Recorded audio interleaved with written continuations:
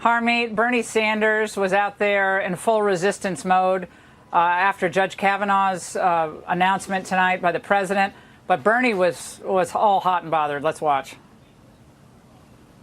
What we are talking about here is in a moment in American history where we have right-wing extremists controlling the House, the Senate, and the White House.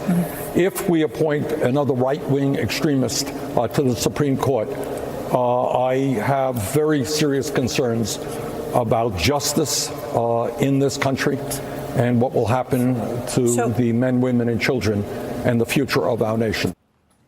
Harmeet, I think the left is going to try to use this to whip up, votes in the fall on the midterm election cycle. Yeah. That's why they want to put this off if they can until after the midterms. I think they're not going to be able to do that. But your reaction, Bernie Sanders is still very popular, fills stadiums, unlike other people who wanted to be president.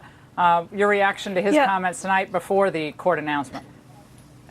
Well, I think it's ironic that this whole thing has occurred because Hillary Clinton rigged the whole Democratic process so that Bernie Sanders couldn't get traction, and now here we are. I mean, as a conservative, I'm very grateful that Donald Trump is now making the second terrific pick. But the reality, Laura, is no matter who had been picked, and remember in the Gorsuch situation, Democrats had these blank signs and they actually took markers there and they filled in the blanks as to who was the person they're going to be protesting against. I'm sure that was happening today as well in D.C. It doesn't matter who it is. It doesn't matter who it was. It could have been anyone on that list of 25 or even any conservative. And the same hysterical reaction would have been there. I mean, it's an hour later, not even an hour later, and blood is already running in the streets, according to these people. But remember that the same crowd, NARAL, NOW, remember People for the American Way, they said that Justice Souter was going to overturn Roe v. Wade.